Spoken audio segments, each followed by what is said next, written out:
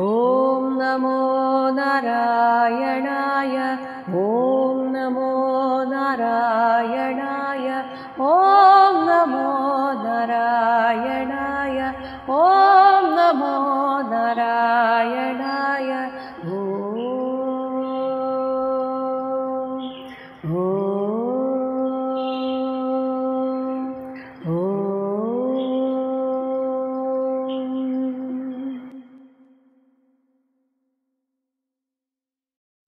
യവന സൈന്യം പുരഞ്ജനനെ പിടിച്ചുകെട്ടി കൊണ്ടുപോയതിനു ശേഷം എന്താണ് സംഭവിച്ചത് എന്ന് 24-ാമത്തെ ശ്ലോകത്തിൽ പറയുന്നു. പുരീം വിഹായ ഉപഗതഃ വിഹായോപഗത ഉപരുദ്ധഃ ഉപരുദ്ധോ ഭുജംഗമഃ യദാ തം ഏവ അനു തമേവനു പുരി വിശീർണ പ്രകൃതിം ഗതാ.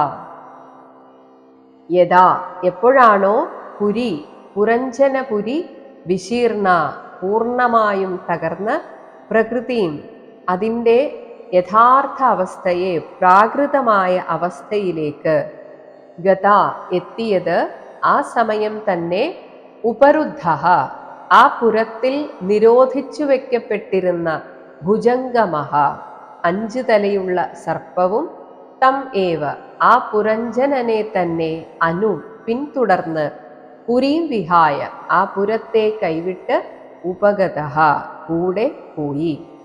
അപ്പോൾ പുരഞ്ജനൻ ആ പുരം വിട്ടുപോയപ്പോൾ ഉടനെ തന്നെ സർപ്പവും കൂടെ പോയി. 25-ാമത്തെ ശ്ലോകം. വികൃഷ്യമാണഃ പ്രസഭം യവനേന ബലീയസാ ന അവിന്ദത് തമസാ ആവിഷ്ടഃ ന അവിന്ദത് തമസാ ആവിഷ്ടഃ സഖായം സുഹൃതം പുരഃ.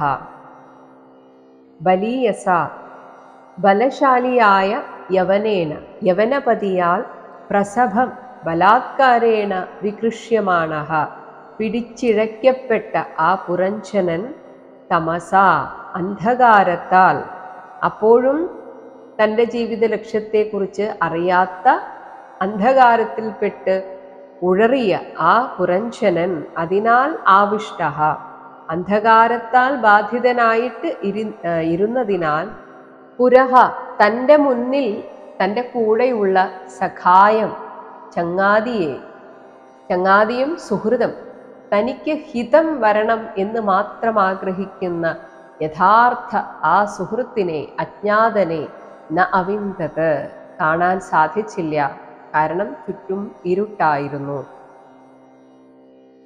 നാരദമഹർഷി പ്രാചീന ബർഹിസിനോട് പറഞ്ഞിരുന്നു, അങ്ങയെ പോലെ തന്നെ തനിക്ക് സ്വർഗലോകത്ത് സുഖം കിട്ടണം എന്ന് വിചാരിച്ച് ഈ പുരഞ്ജനനും ഒരുപാട് യജ്ഞം ചെയ്തിരുന്നു. അതിൽ ഒരുപാട് യജ്ഞ പശുക്കളെ കൊല്ലുകയും ചെയ്തിരുന്നു. അങ്ങനെ പോകുന്ന വഴിക്ക് അല്ലെങ്കിൽ അവിടെ ആ നരകത്തിൽ എത്തിയപ്പോൾ ആ പശുക്കൾ എങ്ങനെയാണ് പ്രതികാരം ചെയ്തത് എന്ന് പറയുകയാണ് 26-ാമത്തെ ശ്ലോകം. തം യജ്ഞപശവഃ അനേന യജ്ഞപശവോ അനേന തജ്ഞപ്താ യേ അദയാലുന കുഠാരൈഃ ചിച്ഛിദുഃ ക്രുദ്ധാഃ സ്മരന്തഃ അമീവം അസ്യ സ്മരന്തോ അമീവമസ്യ തത്. അനേന ഈ അദയാലുന നിർദയനായ പുരഞ്ജനാൽ യേ യജ്ഞപശവഃ യാതൊരു യജ്ഞപശുക്കളാണോ സപ്ഞപ്താഹ കൊല്ലപ്പെട്ടിരുന്നത് അവയൊക്കെ തന്നെ അസ്യ ഇവൻ ജീവിച്ചിരുന്നപ്പോൾ ചെയ്ത തത് അമീവം ആ ക്രൂര സ്വഭാവത്തെ സ്മരന്തഃ ഓർമ്മിച്ചുകൊണ്ട് ക്രുദ്ധരായിട്ട് കുഠാരൈഹി കോടാലികളാൽ തം ചിച്ഛിദുഹു അവന് വെട്ടിക്കീറി. 27-ാമത്തെ ശ്ലോകം. അനന്തപാരേ തമസി മഗ്നഃ നഷ്ടസ്മൃതിഃ സമാഹ ശാശ്വതീഃ അനുഭൂയ ആർത്തിം ശാശ്വതീരനുഭൂയാർത്തിം പ്രമദാസംഗദൂഷിതഃ. പ്രമദ എന്ന സ്ത്രീ വിഷയകമായ സംഘം ആസക്തിയാൽ ദൂഷിതഃ ദൂഷിതനായ അവൻ നഷ്ടസ്മൃതി ജീവിച്ചിരിക്കെ തന്നെ തൻ്റെ ജീവിത ലക്ഷ്യത്തെക്കുറിച്ച് നഷ്ടസ്മൃതി നഷ്ടപ്രജ്ഞനായിട്ട് ജീവിച്ചതിനാൽ ഇപ്പോൾ ആ അജ്ഞാന അന്ധകാരത്തിൽ അഥവാ നരകത്തിൽ ശാശ്വതീ സമാഹ സുദീർഘങ്ങളായ വർഷങ്ങളോളം ആർത്തിം അനുഭൂയ വളരെയധികം യാതനയെ അനുഭവിച്ച് അനന്തപാരെ കരകാണാത്ത ആ തമസി നരകാന്ധകാരത്തിൽ മഗ്നഃ മുഴുകിക്കിടന്നു. അങ്ങനെ ആ ജന്മത്തിൽ ചെയ്തതിൻ്റെ പ്രത്യേകിച്ച് ഈശ്വരസ്മരണ ഇല്ലാത്തതിൻ്റെ ഒരു ശിക്ഷയായിട്ട് വർഷങ്ങളോളം നരകത്തിൽ കഴിഞ്ഞപ്പോൾ ശുദ്ധീകരിക്കപ്പെട്ട ആ പുരഞ്ജനൻ പക്ഷേ വീണ്ടും ജനിക്കുന്നത് ഒരു സ്ത്രീ ആയിട്ടാണ്. കാരണം 28-ാമത്തെ ശ്ലോകം താമേവ മനസാ ഗൃഹ്ണൻ ബഭൂവ പ്രമദോത്തമ അനന്തരം വിദർഭസ്യ രാജസിംഹസ്യ വേശ്മനി. മരണസമയത്ത് താം ഏവ തൻ്റെ ഭാര്യയെ തന്നെ മനസാ ഗൃഹ്ണൻ മനസാല കരുതിക്കൊണ്ട് മരണസമയത്തും ഈശ്വരചിന്ത ഒട്ടുമില്ലാതെ ഭാര്യയെ വിട്ടുപോകണമല്ലോ, ഞാനില്ലാതായാൽ അവൾക്കെന്ത് സംഭവിക്കും, ഇങ്ങനെ ഉള്ള ചിന്തകളാൽ മരണപ്പെട്ടതുകൊണ്ട് അനന്തരം അടുത്ത ജന്മത്തിൽ രാജസിംഹസ്യ ഒരു രാജശ്രേഷ്ഠനായ വിദർഭസ്യ വേശ്മനി വിദർഭ രാജാവിൻ്റെ ഗൃഹത്തിൽ പ്രമദോത്തമ നല്ലൊരു പെൺകുട്ടിയായിട്ട് ബഭൂവ പിറന്നു. അങ്ങനെ പുരഞ്ജനന്റെ അടുത്ത ജന്മം വിദർഭ രാജകുമാരിയായിട്ടായിരുന്നു. ആ ജന്മത്തിലെ വിവാഹത്തെക്കുറിച്ച് പറയുകയാണ് 29-ാമത്തെ ശ്ലോകം. ഉപയേമേ വീര്യപണാം വൈദർഭീം മലയധ്വജഃ യുധി നിർജിത്യ രാജന്യാൻ പാണ്ഡ്യഃ പരപുരഞ്ജയഃ. പരപുരഞ്ജയഃ ശത്രുപുര ജേതാവായ എല്ലാവരെയും ജയിച്ചുകൊണ്ടിരുന്ന മലയധ്വജഃ മലയധ്വജൻ എന്ന പാണ്ഡ്യഃ പാണ്ഡ്യരാജാവ് യുധി യുദ്ധത്തിൽ രാജന്യാൻ സകല രാജാക്കന്മാരെയും നിർജിത്യ തോൽപ്പിച്ചിട്ട് വീര്യപണാം അങ്ങനെ വീര്യശുൽക്കയായ കന്യാധനം എന്നത് ഇവിടെ ആ രാജാവിൻ്റെ വീരത തന്നെയാണ്. അങ്ങനെ ആ ധനം നൽകിയിട്ട് വൈദർഭീം വിദർഭ രാജകുമാരിയെ ഉപയേമേ വിവാഹം ചെയ്തു. അങ്ങനെ മലയധ്വജൻ എന്ന പാണ്ഡ്യരാജാവാണ് ഈ വിദർഭ രാജകുമാരിയെ വിവാഹം ചെയ്തത്. 30-ാമത്തെ ശ്ലോകം. തസ്യാം സഹ ജനയാൻ ചക്ര ആത്മജാം അസിതേക്ഷണാം യവീയസഃ സപ്തസുതാൻ സപ്ത ദ്രവിഡ ഭൂഭൃതഃ. അങ്ങനെ സഹ അദ്ദേഹം എന്ന് വെച്ചാൽ പാണ്ഡ്യരാജാവ് തസ്യാം ഈ വിദർഭ രാജകുമാരിയിൽ അസിതേക്ഷണാം നല്ല കറുത്ത കണ്ണുള്ളവളായ ആത്മജാം ഒരു പുത്രിയെയും യവീയസഹ അവളുടെ താഴെയായി സപ്തസുതാൻ 7 പുത്രന്മാരെയും ജനയാൻ ചക്രേ ജനിപ്പിച്ചു. ഈ 7 പേരും 7 ആൺമക്കളും പിന്നീട് ദ്രവിഡ ഭൂഭൃതഃ തമിഴ്നാട്ടിലെ 7 രാജാക്കന്മാരായി. കാരണം പാണ്ഡ്യരാജവംശം തമിഴ്നാട്ടിലാണ്. അപ്പോൾ ദ്രാവിഡ രാജകുമാരന്മാരായി ഈ 7 മക്കളും. 31-ാമത്തെ ശ്ലോകം. ഏകൈകസ്യ അഭവത് തേഷാം രാജൻ അർബുദം ഭോക്ഷ്യത്തെ യദ്വംശധരൈർമഹി മന്വന്തരം പരം. ഹേ രാജൻ, ഇവിടെ പ്രാചീന ബർഹിസിനെ വിളിക്കുന്നു. തേഷാം അങ്ങനെ ആ 7 മക്കൾക്ക് ഏകൈകസ്യ ഓരോരുത്തർക്കും അർബുദം എന്നാൽ കോടി എന്നാണ് അർത്ഥം. കോടിക്കണക്കിന് സന്തതി പരമ്പര അഭവത് സഞ്ജാതമായി. ഈ ഒരു യതു വംശധരൈഹി ഈ വംശത്തിലുള്ളവരാൽ മന്വന്തരം ആ മന്വന്തരം മുഴുവനും പരം മഹി അതിനുശേഷവും ഭൂതലം ഭോക്ഷ്യത്തെ രക്ഷിക്കപ്പെടുന്നതാണ്. അപ്പോൾ ഈ വിദർഭ രാജകുമാരിയുടെയും മലയധ്വജന്റെയും വംശപരമ്പരയാൽ പിന്നീട് ഒരുപാട് രാജാക്കന്മാർ ഉണ്ടാകുന്നതാണ്.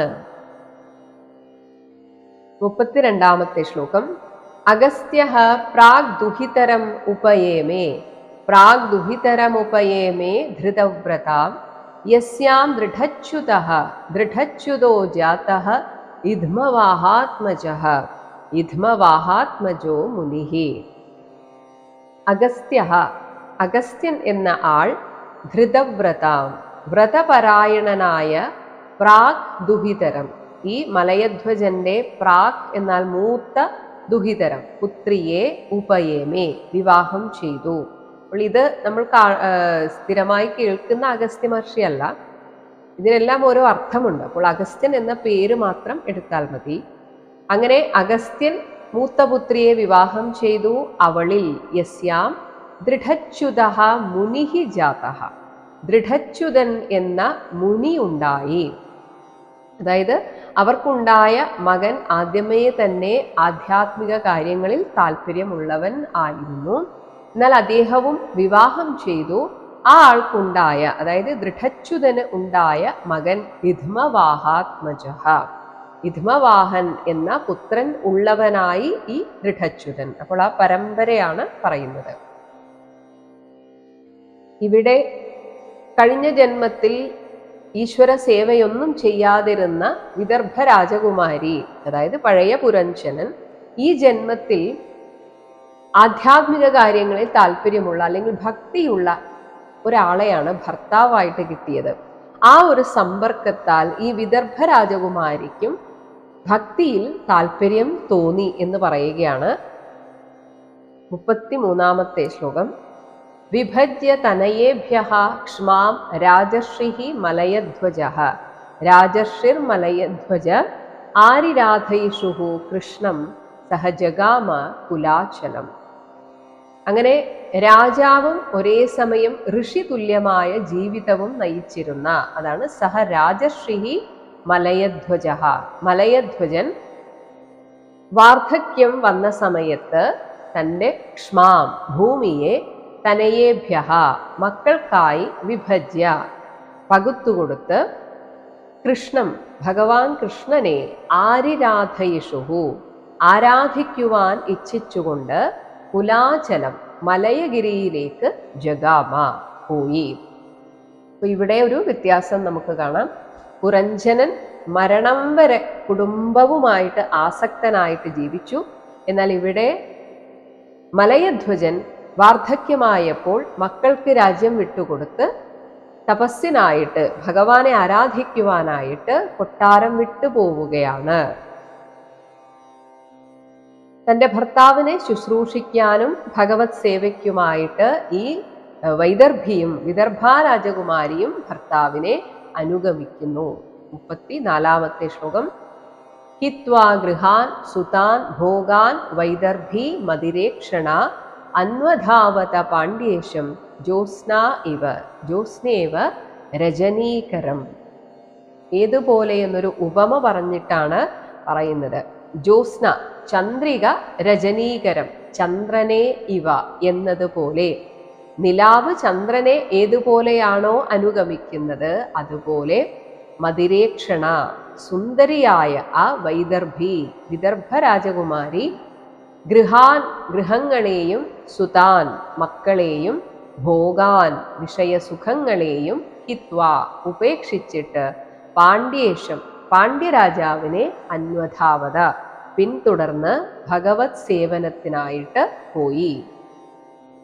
അപ്പോൾ ഒരു ജന്മത്തിൽ ആധ്യാത്മിക കാര്യങ്ങളൊന്നും ചെയ്തിട്ടില്ല എങ്കിലും ഭഗവാന്റെ കാരുണ്യത്താൽ മറ്റൊരു ജന്മത്തിൽ അതിനും ഭഗവാൻ ഒരു കാരണമുണ്ടാകും. പിന്നീട് ആ ജന്മത്തിൽ നമ്മൾ ബന്ധപ്പെടുന്ന ഏതെങ്കിലും ഒരു വ്യക്തിക്ക് ആധ്യാത്മിക കാര്യങ്ങളിൽ താല്പര്യമുണ്ടാകുമ്പോൾ ആ ആൾക്കും കഴിഞ്ഞ ജന്മത്തിൽ അതില്ല എങ്കിൽ പോലും ഏതെങ്കിലും ഒരു കാരണത്താൽ, ഒരു പക്ഷേ മുജ്ജന്മങ്ങളിലെ ഏതെങ്കിലും ഒരു പുണ്യത്താൽ ഭഗവാൻ അതിനൊരു അവസരം കൊടുക്കുകയാണ് ചെയ്യുന്നത്. അങ്ങനെ പുരഞ്ജനന്റെ പുനർജന്മമായ വൈദർഭിക്ക് തൻ്റെ ഭർത്താവിൻ്റെ സംഗമത്തോടുകൂടെ ഭഗവത് സേവനത്തിൽ താല്പര്യം ഉണ്ടായി എന്ന് മനസ്സിലാക്കുക. 35, 36 ശ്ലോകങ്ങൾ ഒരുമിച്ച് പറയുകയാണ്. തത്ര ചന്ദ്രവസാ നാമ താമ്രപർണി വടോദക തത് പുണ്യസലിലൈഃ നിത്യം ഉഭയത്ര ആത്മനഃ തത് പുണ്യസലിലൈർനിത്യമുഭയത്രാത്മനോ മൃജൻ. 36 കന്ദ അഷ്ടിഭിഃ മൂലഫലൈഃ കന്ദാഷ്ടിഭിർമൂലഫലൈ പുഷ്പപർണൈഃ തൃണ ഉദകൈഃ പുഷ്പപർണൈസ്തൃണോദകൈഃ വർത്തമാനഃ ശനൈഃ ഗാത്രകർഷണം ശനൈർഗാത്രകർഷണം തപ ആസ്ഥിതഃ. അങ്ങനെ വനത്തിൽ പോയപ്പോൾ തത്ര അവിടെ ചന്ദ്രവസ താമ്രപർണി വടോദക, ഇത് മൂന്ന് നദികളുടെ പേരാണ്. ഇങ്ങനെ നാമ പേരായ നദികൾ ഉണ്ട്. തത് പുണ്യസലിലൈഃ അവയിലെ പവിത്രജലങ്ങളാൽ നിത്യം എല്ലാ ദിവസവും ആത്മനഃ തൻ്റെ ഉഭയത്ര ബാഹ്യശുദ്ധിയും ആന്തരിക ശുദ്ധിയും അങ്ങനെ മൃജൻ ശുദ്ധി വരുത്തിക്കൊണ്ട് കന്ദ അഷ്ടിഭിഃ, കന്ദം എന്നാൽ കിഴങ്ങുകൾ, അഷ്ടി എന്നാൽ ധാന്യവിത്തുകൾ, ഇവയാലും മൂലഫലൈഃ മൂലഫലങ്ങൾ, പുഷ്പപർണൈഃ പൂക്കൾ ഇലകൾ, തൃണ ഉദകൈഃ തൃണം എന്നാൽ പുല്ല്, ഉദകം വെള്ളം, ഇവയാൽ വർത്തമാനഃ ദിവസവൃത്തി കഴിച്ചുകൊണ്ടിരുന്നും, ശനൈഃ അതുകൊണ്ട് തന്നെ സാവകാശത്തിൽ ഗാത്രകർഷണം, ഗാത്രം ശരീരം, കർഷിക്കുക എന്നാൽ ക്ഷീണിക്കുക, അങ്ങനെ ശരീരം ക്ഷീണിക്കും പ്രകാരത്തിലുള്ള തപഃ തപസ്സിനെ ആസ്ഥിതഃ അനുഷ്ഠിച്ചു. 37 ശ്ലോകം. ശീത ഉഷ്ണവാതവർഷാണി ശീതോഷ്ണവാതവർഷാണി ക്ഷുത്പിപാസേ പ്രിയ അപ്രിയേ പ്രിയാപ്രിയേ സുഖദുഃഖേ ഇതി ദ്വന്ദ്വാനി അജയത് ദ്വന്ദ്വാന്യജയത് സമദർശനഃ. സമദർശനഃ സമദർശിയായിട്ടിരുന്ന് ശീതം ഉഷ്ണം തണുപ്പ് ചൂട്, വാതം വർഷം കാറ്റ് മഴ, ക്ഷുത് പിപാസ വിശപ്പ് ദാഹം, പ്രിയം അപ്രിയം ഇഷ്ടം അനിഷ്ടം, സുഖം ദുഃഖം, ഇതി ദ്വന്ദ്വാനി ഇങ്ങനെയുള്ള ദ്വന്ദ്വാവസ്ഥകളെ അജയത് ജയിച്ചു. സുഖം വരുമ്പോൾ അമിതമായിട്ട് സന്തോഷിക്കുകയോ ഇനി ഇങ്ങനെ തന്നെ വേണം എന്ന് ആഗ്രഹിക്കുകയോ ചെയ്യാതിരിക്കുക. അതുപോലെ ദുഃഖകരമായ സാഹചര്യം വരുമ്പോൾ, അസുഖകരമായ സാഹചര്യത്തിൽ നിൽക്കേണ്ടി വരുമ്പോൾ ഇതൊന്ന് കഴിഞ്ഞാൽ മതിയായിരുന്നു എന്ന് ചിന്തിക്കാതിരിക്കുക. ചൂടെങ്കിൽ ചൂട്, തണുപ്പെങ്കിൽ തണുപ്പ്, വിശപ്പുണ്ടോ ഉണ്ട്, അതിനെക്കുറിച്ച് ചിന്തിക്കാതിരിക്കുക. ഇങ്ങനെ എല്ലാറ്റിലും സമദർശിയായിട്ടിരുന്ന് അപ്പോൾ ഇങ്ങനെ വേണം തപസ് ചെയ്യാൻ എന്ന് പറഞ്ഞു തരികയായിരുന്നു. 38 ശ്ലോകം. തപസാ വിദ്യയാ പക്വകഷായഃ പക്വകഷായോ നിയമൈഃ യമൈഃ നിയമൈർയമൈഃ യുയുജേ ബ്രഹ്മണി ആത്മാനം ബ്രഹ്മണ്യാത്മാനം വിജിത അക്ഷ അനില ആശയഃ വിജിതാക്ഷ അനില ആശയഃ. തപസ തപസ്സുകൊണ്ടും വിദ്യയാ ഉപാസന കൊണ്ടും പക്വകഷായഃ കാമാദി വാസനകളൊക്കെ പാകമാവുക, പക്വമാവുക, പിന്നീട് ഒന്നിലും ആഗ്രഹമില്ലാത്ത അവസ്ഥ, അതാണ് കഷായ അവസ്ഥ. ഇങ്ങനെ പാകപ്പെട്ടു വന്നവനായും യമൈഹി നിയമൈഹി യമനിയമങ്ങളാലും വിജിതം ജയിക്കുക. എന്തൊക്കെയാണ്? അക്ഷം അനിലം ആശയഃ. അക്ഷം എന്നാൽ ഇന്ദ്രിയം, അനിലം പ്രാണൻ, ആശയഃ അന്തഃക്കരണ വൃത്തികൾ. ഇവയെയെല്ലാം ജയിച്ചവനായും ഭവിച്ച് ആത്മാനം തൻ്റെ ജീവാത്മാവിനെ ബ്രഹ്മണി പരമാത്മാവിൽ യുയുജേ സംയോജിപ്പിച്ചു. ഇത് മുൻപ് പൃഥു മഹാരാജാവിൻ്റെ കാര്യത്തിലും പറഞ്ഞിരുന്നു. അതേ കാര്യം തന്നെയാണ് ഇവിടെയും പറയുന്നത്. 39-ാമത്തെ ശ്ലോകം. ആസ്തേ സ്ഥാണുഹു ഇവ ഏകത്ര സ്ഥാണുരിവൈകത്ര ദിവ്യം വർഷശതം സ്ഥിരഃ വാസുദേവേ ഭഗവതി ന അന്യത് വേദ ഉദ്വഹൻ ന അന്യത് വേദോദ്വഹൻ രതിം. ദിവ്യം വർഷശതം, ദേവകളുടെ 100 വർഷം, അതായത് മനുഷ്യന്റെ 100 വർഷമല്ല, ദേവവർഷം. ദേവന്മാരുടെ ഒരു ദിവസമാണ് മനുഷ്യരുടെ ഒരു വർഷം എന്ന് പറയുന്നത്. അപ്പോൾ ഇങ്ങനെയുള്ള ദേവകളുടെ 100 വർഷം സ്ഥാണുഹു ഇവ, തൂണുപോലെ, സ്ഥിരഹ, അനക്കമില്ലാത്തവനായി, ഏകത്ര, ഒരേ ഇടത്തിൽ തന്നെ, ആസ്തേ, നിലകൊണ്ടു, ഭഗവതി വാസുദേവേ, ഭഗവാനായ ശ്രീ വാസുദേവനിൽ, രതിം ഉദ്വഹൻ, പ്രേമഭക്തിയെ ഉദ്വഹിച്ചു കൊണ്ടിരിക്കയാൽ, അല്ലാതെ ഒന്നും ഇങ്ങനെ ഇത്രയും വർഷം നിൽക്കാൻ സാധിക്കില്ല. അപ്പോൾ അത്രയും ഭക്തി ഉള്ളിൽ ഉള്ളതുകൊണ്ട് ആ അവസ്ഥയിൽ തന്നെ രമിച്ചിരിക്കാൻ സാധിക്കണം. അപ്പോൾ പിന്നെ രതിം ഉദ്വഹൻ, അങ്ങനെ ഒരു പ്രേമഭക്തി ഉള്ളിൽ വർദ്ധിച്ചു വന്നതിനാൽ, അന്യത്, മറ്റൊരു കാര്യവും പുറത്തു നടക്കുന്ന ഒന്നും തന്നെ നവേദ, അറിഞ്ഞിരുന്നില്ല. ഇത്രയും വർഷം ഇങ്ങനെ ഒരേപോലെ നിൽക്കാൻ സാധിക്കുന്നത് എങ്ങനെയാണ്? അതാണ് 40-41 ശ്ലോകങ്ങളിലായി പറയുന്നത്. സഹ വ്യാപകതയാ ആത്മാനം, വ്യാപകതയാ ആത്മാനം, വ്യതിരിക്തതയാ ആത്മനി, വ്യതിരിക്തതയാ ആത്മനി, വിദ്വാൻ സ്വപ്ന ഇവ ആമർഷ സാക്ഷിണം, ഇവ ആമർഷ സാക്ഷിണം വിരരാമഹ. 41. സാക്ഷാത് ഭഗവത ഉക്തേന, ഭഗവതാ ഉക്തേന, ഭഗവതോക്തേന, ഗുരുണ ഹരിണ നൃപ, വിശുദ്ധ ജ്ഞാനദീപേന സ്ഫുരതാ വിശ്വതോമുഖം. നൃപ, ഹേ രാജാവേ, സാക്ഷാത്, ശരിക്കും, ഭഗവതാ ഹരിണ, ഭഗവാൻ ശ്രീഹരിയാൽ, ഗുരുണ, അധ്യാത്മ ഉപദേഷ്ടാവായി നിന്നുകൊണ്ട്, ആ ഭഗവാൻ തന്നെ ഗുരുവായി വന്നിട്ട്, ഭഗവാനാൽ ഉക്തേന, ഉപദേശിക്കപ്പെട്ട, വിശ്വതോമുഖം സ്ഫുരത, സർവവ്യാപിയായിട്ട് സ്ഫുരിച്ചുകൊണ്ടിരിക്കുന്ന, വിശുദ്ധ ജ്ഞാനദീപേന, സർവത്ര ആ ഭഗവാൻ തന്നെയാണ് വിളങ്ങുന്നത് എന്ന് അത് അദ്ദേഹത്തിൽ അങ്ങനെ ബോധമായിട്ട് വിളങ്ങുകയാണ്. സർവത്ര ഭഗവാനെ ദർശിക്കാൻ സാധിക്കുക, ഇതിനെയാണ് വിശ്വരൂപ ദർശനം എന്ന് പറയുന്നത്. സർവത്ര വ്യാപിക്കാൻ സാധിക്കുമ്പോൾ ആ പരമാത്മാവിനെ നമ്മൾ വിളിക്കുന്ന പേരാണ് വാസുദേവൻ, മഹാവിഷ്ണു എന്നൊക്കെ. വിഷ്ണു എന്നാൽ വ്യാപിച്ചിരിക്കുന്നത്. ഇങ്ങനെ എല്ലായിടത്തും ആ ചൈതന്യം തന്നെ വ്യാപിച്ചിരിക്കുന്നു എന്ന് അദ്ദേഹം മനസ്സിലാക്കുന്നു. അത് അദ്ദേഹത്തിന് ബോധ്യപ്പെടുകയാണ്.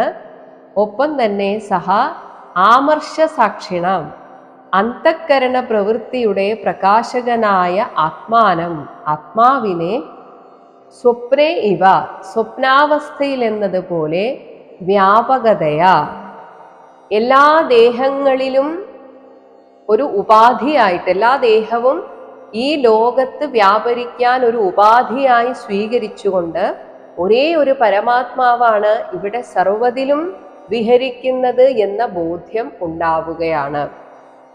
എന്നാൽ അതിൽ നിന്നൊക്കെ വ്യതിരിക്തതയാ, വേറിട്ട് നിൽക്കുന്നവൻ എന്ന നിലയിലും ആ ഭഗവാനെ കാണുകയാണ്. ഇങ്ങനെ എല്ലാം തൻ്റെ ഉള്ളിൽ, ആത്മനി, തന്നിൽ തന്നെ വിദ്വാൻ, ബോധിച്ചവനായിട്ട്, വിരരാമഹ, അങ്ങനെ വിഹരിച്ചതുകൊണ്ടാണ്, ആ ഒരു ബോധം ഉള്ളിൽ അനുഭവവേദ്യമായതുകൊണ്ടാണ് ഇത്രയും വർഷം അനങ്ങാതെ ഈ തപസ് ചെയ്യാൻ സാധിച്ചത്. അല്ലാതെയൊന്നും നമ്മൾ ബോധപൂർവം, അല്ലെങ്കിൽ അങ്ങനെ എനിക്ക് സംഭവിക്കണം എന്ന് വിചാരിച്ചാലൊന്നും നടക്കുകയില്ല. 42-ാമത്തെ ശ്ലോകം. പരേ ബ്രഹ്മണി ച ആത്മാനം പരം ബ്രഹ്മ തഥാ ആത്മനി വീക്ഷമാണഃ വിഹായ ഈക്ഷാം അസ്മാത് ഉപരരാമഃ വിഹായേക്ഷാമസ്മാദുപരരാമഃ. ആത്മാനം തന്നെ, അതായത് തൻ്റെ ജീവാത്മാവിനെ പരേ ബ്രഹ്മണി, ആ പരമാത്മാവിൽ ലയിക്കുന്നവനാണ് അല്ലെങ്കിൽ ലയിക്കേണ്ടവനാണ് എന്ന് തിരിച്ചറിയുകയും തഥാ അതേവിധം ആ പരംബ്രഹ്മ, പരമമായ ബ്രഹ്മത്തെ ആത്മനി തന്നിൽ തന്നെ വീക്ഷമാണഃ, ഭേദമില്ലാതെ വീക്ഷിച്ചുകൊണ്ട് അവസാനം, ആദ്യമൊക്കെ ഈ ഒരു കാഴ്ചയുണ്ടായിരുന്നു, ഞാൻ ആ പരമാത്മാവിൻ്റെ ഭാഗമാണ് എന്ന ആ ഒരു തിരിച്ചറിവ്, അതേപോലെ ആ പരമാത്മാവ് തന്നെയാണ് ഒരു പ്രതിബിംബമായി എന്നിൽ വിളങ്ങുന്നത് എന്ന തിരിച്ചറിവ്. അപ്പോഴും അതൊരു വികൽപ്പമാണ്, രണ്ട് എന്ന ഒരു ചിന്ത. അതിനെയാണ് സവികൽപ്പ സമാധി എന്ന് പറയുന്നത്. എന്നാൽ ആ വികൽപ്പ ചിന്തയെയും വിട്ടുകൊണ്ട്, അതാണ് ഈക്ഷാം വിഹായ, വികൽപ്പ ചിന്തയെയും ഉപേക്ഷിച്ച് അസ്മാത്ത്, ഈ സംസാരത്തിൽ നിന്നും എല്ലാ അർത്ഥത്തിലും ഉപരരാമ, ഉപരമിച്ചു. ഹാ, ആശ്ചര്യം തന്നെ. അപ്പോൾ നിർവികൽപ്പ സമാധിയിൽ എത്തിച്ചേർന്നു എന്ന് അർത്ഥം. 43-ാമത്തെ ശ്ലോകം. പതിം പരമധർമ്മജ്ഞം വൈദർഭീ മലയധ്വജം പ്രേംണാ പര്യചരത് ഹിത്വാ ഭോഗാൻ സാ പതിദേവത.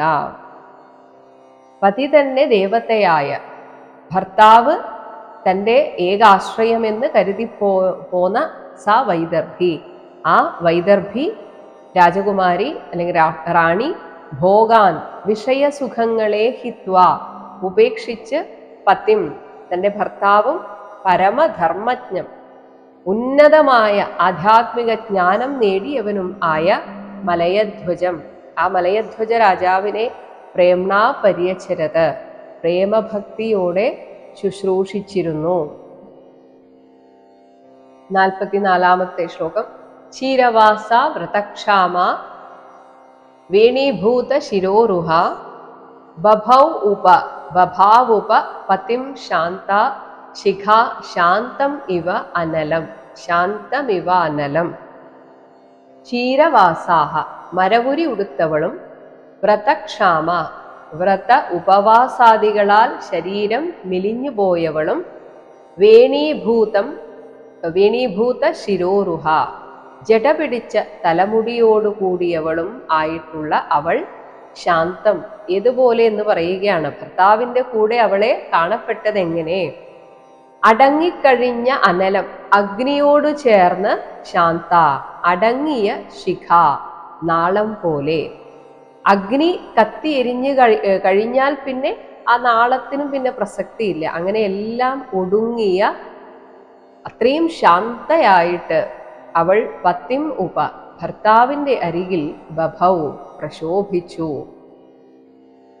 അതേസമയം തൻ്റെ ഭർത്താവ് എന്നേക്കുമായിട്ട് ഈ ലോകം വിട്ടുകഴിഞ്ഞു എന്ന സത്യത്തെ ആ രാജകുമാരി, റാണി അപ്പോഴും അറിഞ്ഞിരുന്നില്ല. അജാനതി പ്രിയതമം യഥാ ഉപരതം അങ്കന, യഥോപരതമങ്കന സുസ്ഥിരാസനം ആസാദ്യ യഥാപൂർവം ഉപാചരത്.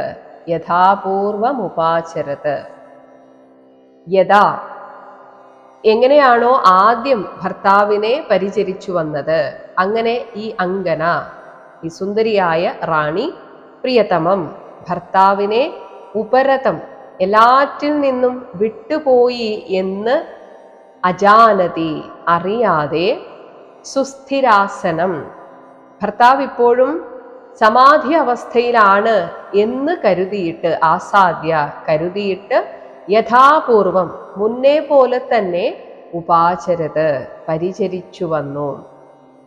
ഭർത്താവ് നിർവികൽപ്പ സമാധിയിലെത്തി. അങ്ങനെ ശരീരത്തിൽ നിന്ന് ജീവനും വേർപെട്ടു. ഇത് മനസ്സിലാകുന്നില്ല. കാരണം ശരീരം അതേപടി അവിടെ ധ്യാനാവസ്ഥയിൽ ഇരിക്കുകയാണ്, സമാധിയിലാണെന്നാണ് ഈ രാജകുമാരി കരുതിയത്. അതുകൊണ്ട് തന്നെ അപ്പോഴും ആ പരിചരണം തുടർന്നു പോന്നു. हरे राम हरे राम राम हरे कृष्ण कृष्ण कृष्ण हरे राम राम राम हरे कृष्ण कृष्ण कृष्ण हरे राम हरे कृष्ण कृष्ण हरे राम हरे कृष्ण कृष्ण